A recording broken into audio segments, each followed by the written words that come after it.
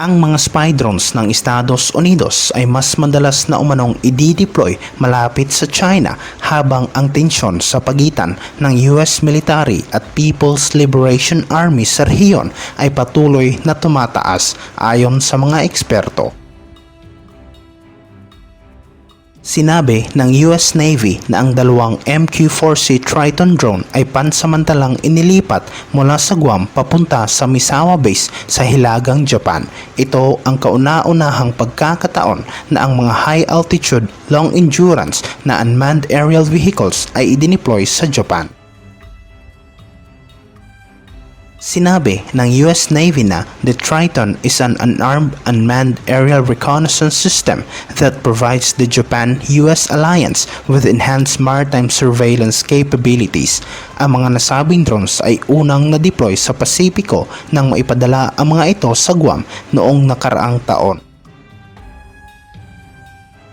At mula noon ay nagsagawa na mga ito ng surveillance missions sa paligid ng China kasama ang Taiwan Strait, mga base ng People's Liberation Army na malapit sa baybayin ng nasabing bansa at malapit sa mga military facilities ng Beijing na matatagpuan sa mga artificial islands nito sa South China Sea ayon sa open source aviation monitoring data.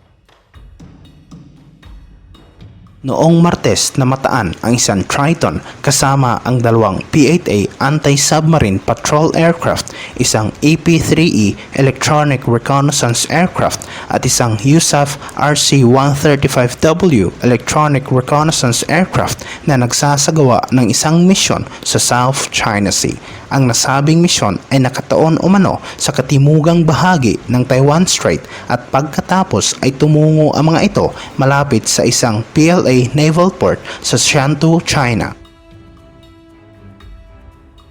Ang mga Triton drones ay sasali sa iba pang mga naval spy planes ng Estados Unidos sa Misawa Air Base sa Aomori malapit sa northern tip ng Honshu Island kasama ang manned P-8A Poseidon Maritime Patrol Aircraft at magbibigay ito sa US Navy ng pagkakataon upang subukan ang kakayahan nito sa isang congested na karagatan at iba pang mga environmental factors ayon sa pahayag ng US Navy.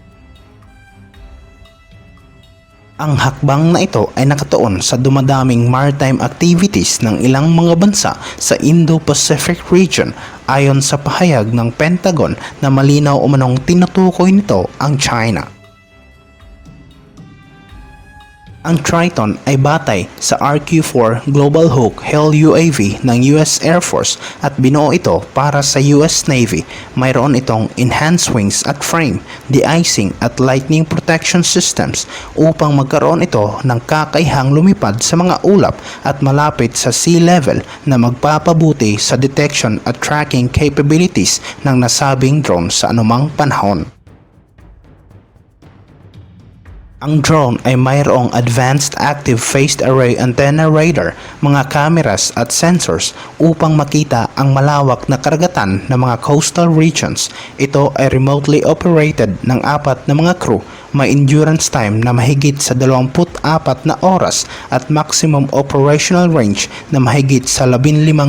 kilometro. Sa ibang kaganapan naman, mas pinalakas pa ni Indian Prime Minister Narendra Modi ang puwersa nito sa pinagtatalunang border sa pagitan ng kanilang bansa at ng China sa pamamagitan ng pagdideploy ng karagdagang 50,000 mga sundalo sa Himalayan region at ito ay inaasahang magtataas rin ng tensyon sa pagitan ng dalawang nuclear-armed na bansa. Nagbabala naman ang mga eksperto tungkol sa posibilidad na magkakaroon ng isang aksidenteng gulo at magiging madugo umano ito dahil sa dami ng mga sundalong nakadeploy sa nasabing lugar. Sa katunayan, noong nakaraang taon, naging madugo ang pag-aaway sa pagitan ng mga tropa ng India at China sa Ladakh na kung saan ay nagresulta sa pagkamatay ng 20 mga sundalo at ito ang pinakamalubhang engkwentro magmula pa noong taong 1962 na digmaan sa pagitan ng India at China. Ang Ladakh ay isa sa mga rehiyon na nagkaroon ng pinakamalaking pagtaas ng numero ng mga Indian troops at ito ay resulta sa ginawang pinakabagong deployment ng karagdagang 20,000 mga sundalo na agad na ipinadala sa bulubunduking rehiyon. Sa kabuuan, ang India ngayon ay mayroong halos 200,000 mga sundalo sa 3 mga lugar sa kahabaan ng pinagtatalunang border at ito ay mas mataas ng 40% kumpara noong nakaraang taon. Ang ginawang hakbang ay kumakatawan sa pinakabagong estratehiya ng India na kung saan noon ay pawang pangdepensa lamang, ngunit ngayon ay papayagan na ang mga sundalo nito na magsagawa ng pag-atake at sakupin ang teritoryo na kasalukuyang kinokontrol ng China kung kinakailangan, at ang estratehiya na ito ay tinawag na offensive defense. Sinabi naman ni Chinese Foreign Ministry spokesman Wang Wenbin sa mga reporters na the current situation on the border between China and India is generally stable and the two sides are negotiating to resolve relevant border issues.